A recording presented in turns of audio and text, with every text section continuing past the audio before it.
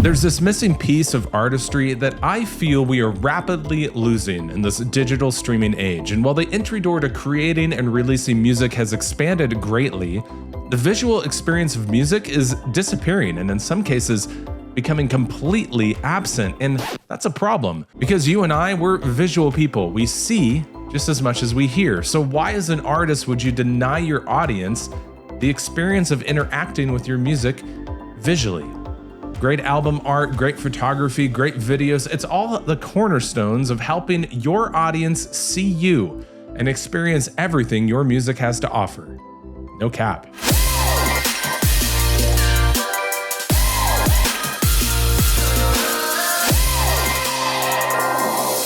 Well, hey there, my name is Kevin, welcoming you to another video here at ChristianArtist.Pro. And yes, as it says in our name, we exist to give Christian artists access to tools, attainable and reachable goals, and ongoing encouragement as they build and sustain their career and impactful music ministry. But as we begin to grow this channel, I'm incredibly encouraged because I'm hearing from authors and youth leaders and even artists who don't make Christian music find value in the conversations we're having here at CAP. So I think that's pretty cool. And if that's you, please do me a favor, subscribe to our channel. And if you find something of value in the coming minutes, hit like and let me know in the comments what you found helpful. All right, well, we're continuing our series on building your visual identity. And that's basically anything that exists to support your music outside of your music itself.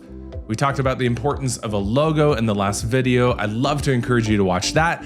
Link is down in the description. But today we're gonna talk about 5 things that can up your cover art game.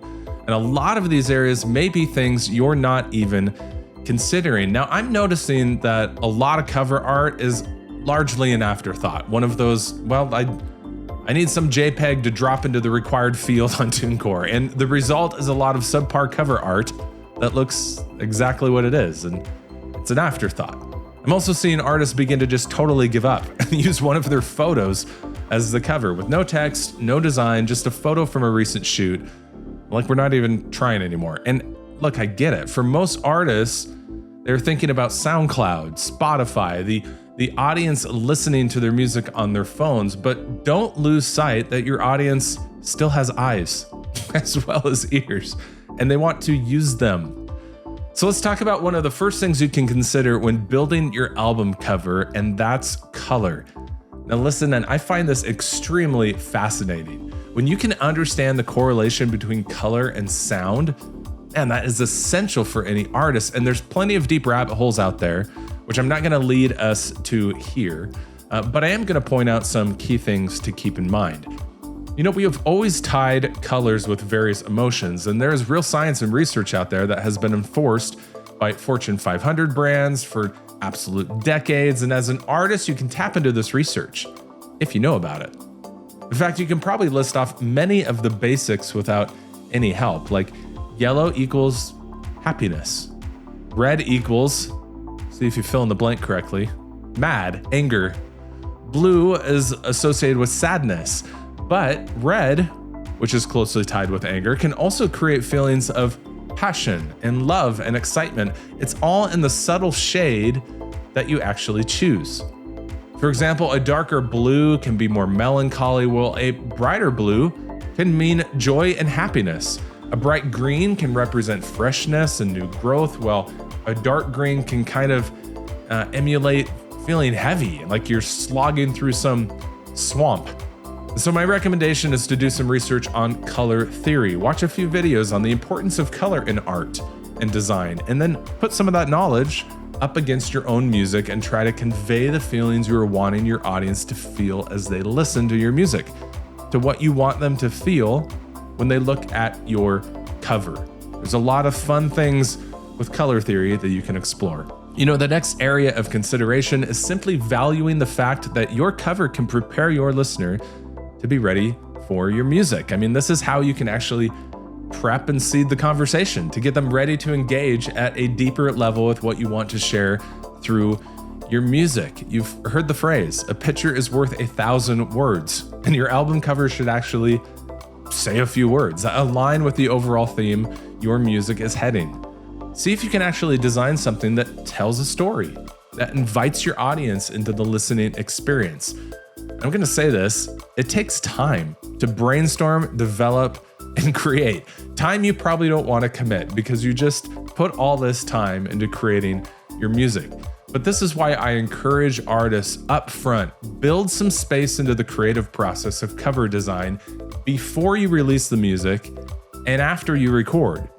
I mean, if you don't do this, you're simply going to skip over this process in your rush to get your music out to the masses, forgetting the fact that they all have eyeballs. They spend a lot of time judging books or albums by their covers. So take the time, build it into your process. If you don't, you're going to forget about it, or you're just not going to care about it as you move on to the next thing. All right, let's talk about fonts for a minute. Now, we talked about fonts quite a bit in our logo design video, and it's just as important here. I love personally Envato Elements. I use it almost daily because not only can you get a bunch of really great fonts, but you can also get creative design ideas. I mean, check this out. The designers actually show the fonts in various design layouts and examples and in multiple different ways. And it's just a great way to kind of spark some creativity and really see that font in action.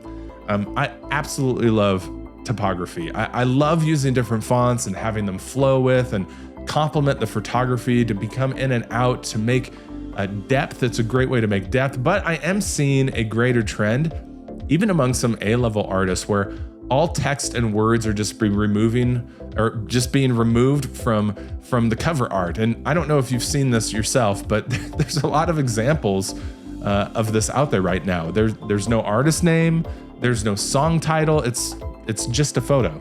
And personally, I find that really sad and boring and absolutely the wrong direction for any artist working hard to establish their brand and visual identity. Look, if you're selling millions of albums, if you're filling stadiums, okay, fine, go this route. But if you're just starting out or at the early development stage at any level, put your name on your covers. Let your audience see your name. This is so important. Make them read it, even if it's in their head. I mean, if they look at your album and your name isn't on there, they aren't saying your name even internally. I believe you're just missing a massive opportunity here. I also want you to keep in mind the massive music landscape that you are creating in right now. I mean, think about how many songs and artists are releasing music, tens of thousands every single week.